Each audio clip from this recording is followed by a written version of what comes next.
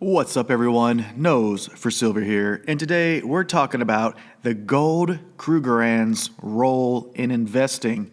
So, if you're interested in some international gold coins and how they might work in an investment portfolio, stay tuned. 100 grand in Krugerrands doesn't go too far nowadays. Welcome back to the channel, y'all. Thank you so much for being here. Remember to click that subscribe button. I'm a new channel, and I'm always looking to grow. So again, I appreciate you being here. And just to remind you, I'm not a financial advisor. This is not financial advice. If you want financial advice, go speak to your local professional.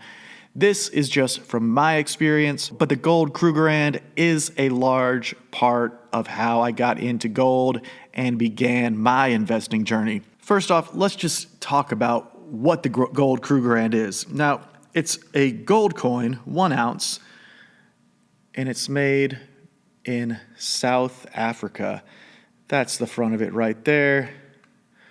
And then the reverse side, as you can see. It's a nice looking gold coin. And you know, one of the benefits of this coin is that the design has not changed throughout the years. So it's very recognizable, known throughout the world, and highly collected. It is named after Paul Kruger, who is on the coin, and that's one of the former South African presidents. And the way it got its name is because Rand is the currency, and Kruger is obviously his last name, so they got to the Krugerrand pretty easily.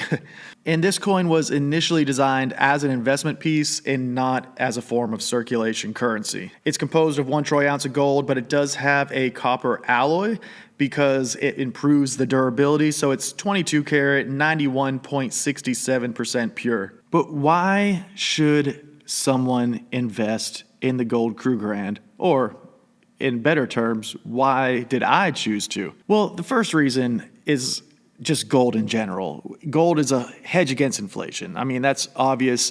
The liquidity of gold is rather easy across the world, more so than silver. The portability of it is super easy. If you're looking to store a large amount of gold, it's definitely going to take up way less room than silver. The only issue you might run into there is that it's harder to break down gold into smaller denominations if you only got 1 ounce coins, but either way, you can store a lot more of it. But that doesn't really touch on the Krugerrand's really specific points of why it's an investment tool for me. First and foremost is that it tends to have lower premiums than other gold coins like, say, the American Eagle or the Canadian Maple Leaf. You can usually find the Gold Krugerrand on sale just above spot price if you go searching at all the large online dealers.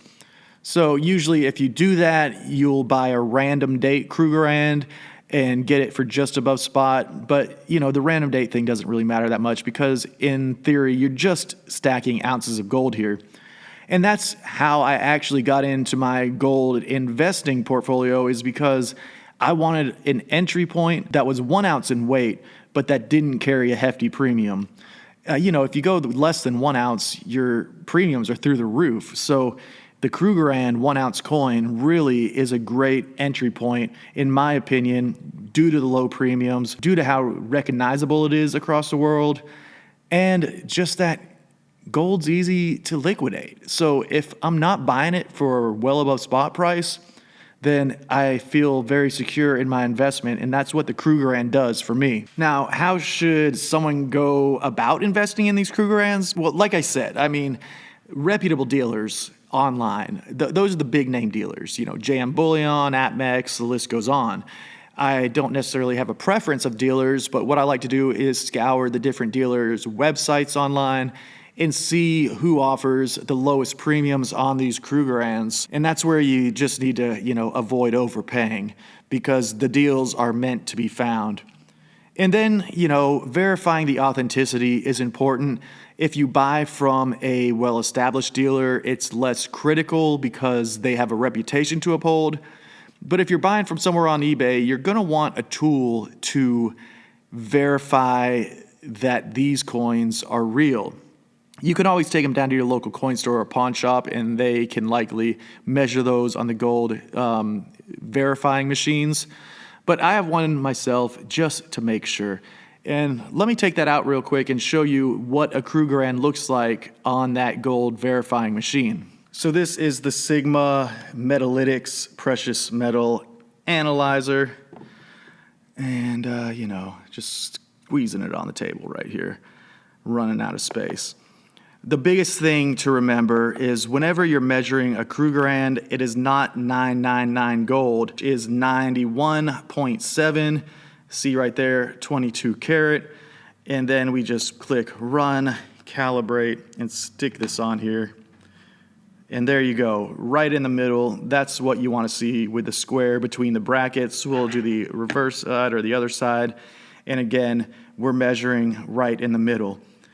Owning a machine like this isn't necessary, but honestly, if you don't buy from a reputable dealer, you really need some way to verify the authenticity of coins. And like I said, that can be as simple as going down to your local coin shop. And when it comes time to resell these coins, well, basically, your local coin shop will likely buy them for right at spot price, sometimes a touch under spot, but usually since you're paying very low to, almost essentially no premiums on these coins, that's why, it's such a great entry point, because whenever you go to liquidate them, usually you can get any premium you paid back, or at least spot price back, which would be very close to premium. And in an ideal world, the spot price would have raised since the time you bought the coin. Again, the Krugerrands, I can't iterate this enough, are extremely easy to purchase for inexpensive and to liquidate, whether that be at a local coin shop, on eBay, or selling it back to a online dealer. Now, investing in gold, it wouldn't be right to talk about investing in gold without bringing up some of the risks or considerations, and that's just that gold prices fluctuate. We all know that. We've seen gold prices top out, we've seen gold prices pull back, and none of us know where gold is essentially going to go. But in times where, market uncertainty, global uncertainty is at the forefront, gold can act as a good hedge, but it never has any guarantees. So that's important to remember. You're going to also have to have some place to store these gold coins. You can tuck them in a sock inside your sock drawer, and if you don't have that many gold coins, and I'm not saying I'd recommend that, but sometimes the best place to hide valuables is in, the most obvious of places, inside, a vase or for a flower plant or, whatever, something like that. That's like the low end of storage.